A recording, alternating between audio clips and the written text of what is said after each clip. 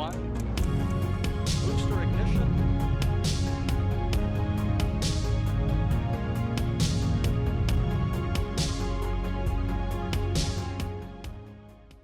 Four common mistakes in CAT prep. Right? These are some of the very common mistakes. People don't realize that they are making this mistake. So I'm telling you this so that you can look at this and then fix this.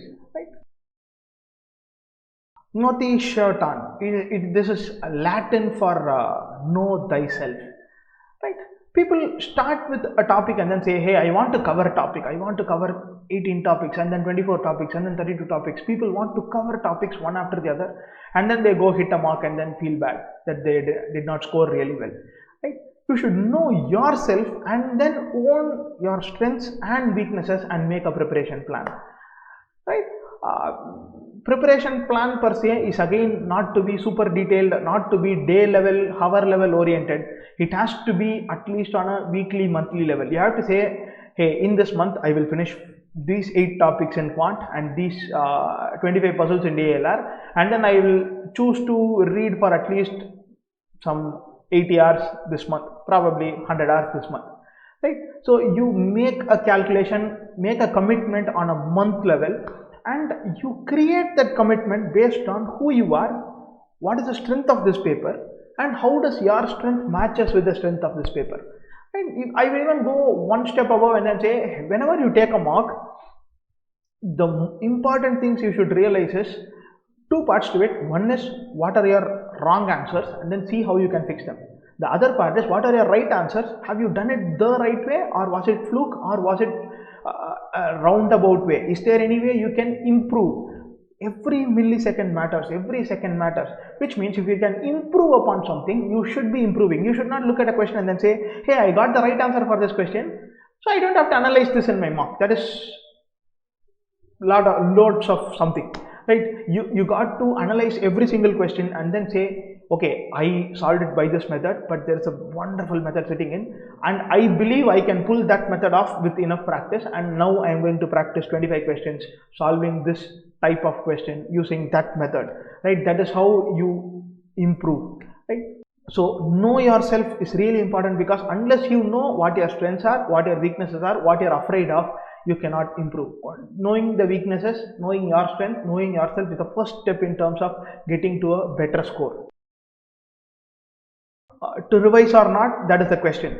So revision is very, very, very vital. Revision is really important, and you cannot not revise. What do you mean by that? You learn your, say, percentages, profit and loss and averages in the month of June. Right? You have never touched your books after that. In terms of these 3 topics, you kept on learning topics. You kept on postponing your marks until now because you wanted to do one round of everything so that you are confident enough to attempt the marks.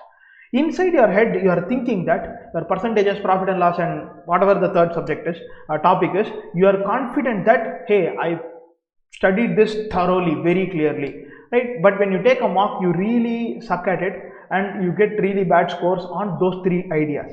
Why does that happen? The easiest guess is that it happens because you have not yet revised anything. The idea is revision is very vital.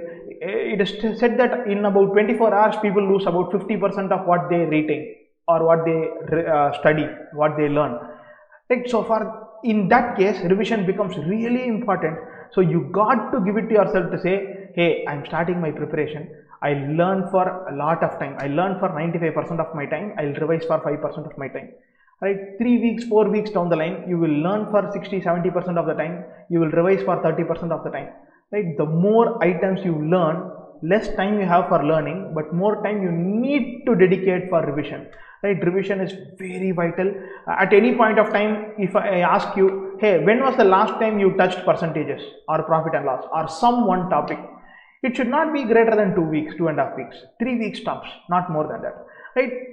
At some point of time in the last 3 weeks, you should have gone through all the topics that you have read, prepared, learnt already. It is very important to do that, especially in a case where you have an exam, super competitive exam like CAT, where everybody is striving for that 0.01 percentile. Right? You got to stay at the top of your game, which means you got to be like really sharp, which will happen when you keep revising. Some people are naturally great at it, but not everybody is. If you are not, then revision is should be a part of your arsenal. Never forget that.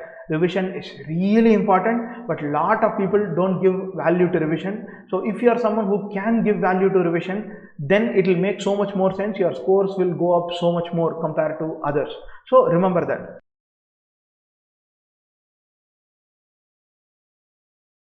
Third idea, Veni Vidi Legi. It is taken from Veni Vidi Vici, which means I came, I saw, I conquered. Here it means I came, I saw, I read. Right? Reading is really important. You should not make the mistake of, hey, I'll solve 50 RC puzzles, then maybe I'm great at it. I'll go places. Not really. Right? You got to have a reading habit. Some people naturally have, some people can inculcate.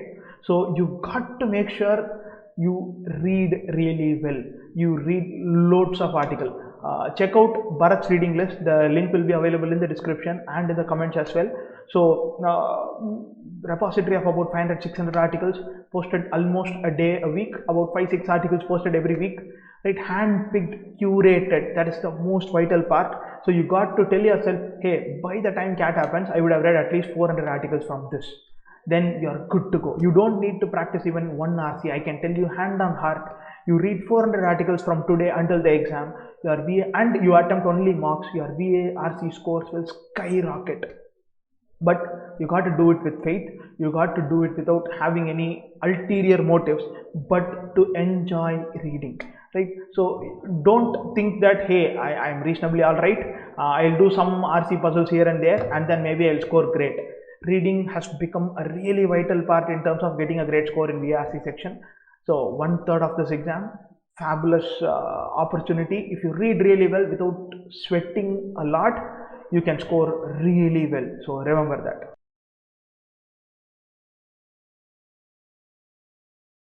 Carpe diem. Enjoy this moment. What do I mean by that? Planning all of that. Don't get, they usually call this idea as paralysis by analysis. Right? There's a similar thing for planning as well. Right? Planning, over engineering your planning can kind of cripple you, can kind of overwhelm you. Forget about crippling. You can feel overwhelmed that, hey, I have so much to prepare. What am I going to do? Right? Carpe diem tells you to, hey, be in this moment. Right? If after the session gets over, if you can solve 10 averages questions and read one passage and then go to sleep, fabulous. Nothing can beat it. Right? Tomorrow, if you can take a mock, fantastic. Go for it. Right? Being in the moment many times help us not get caught up with what can happen, what is the strategy, how do I strategize my RC, how do I strategize my puzzle selection, how do I do this, do that, what topics do I study, not study. Forget about all of that. Take a pen, paper, take a notebook, go through, let's say, 2IIM's question bank. The URL is qn.2im.com. Right? Take 15 questions, solve 15 of them. Try 15 of them. Maybe you will get only one right. It is completely alright. But at the end of the night, if you have seen all the solutions, detailed solutions with videos, and then you feel, okay, I've solved 15 actual questions. Phenomenal. But you got to hang in there. You got to do that. You cannot be. See, there are two ways to think about how to lead life. Same applies for CAT preparation as well. One is being anxious.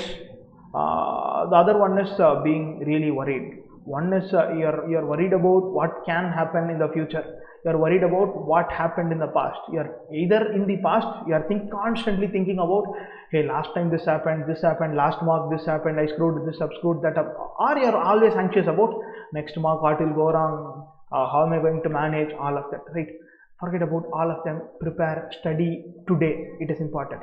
Having a goal, all of that is important, but Rajesh keeps reiterating, remove emphasis from output metrics and add emphasis on input metrics. Really works like a charm. Let's say instead of saying, hey, next mock I will get 150 marks, if you say, hey, by the time next mock happens in the next 4 days, I would have read for 30 hours and I would have solved at least 200 questions in math and at least 15 puzzles in DLR. That is how you shift the focus from output metrics to input metrics. You will go places if you do that, right? Stay in the moment, guys. These are the 4 common mistakes I really wanted to address. All the best, guys.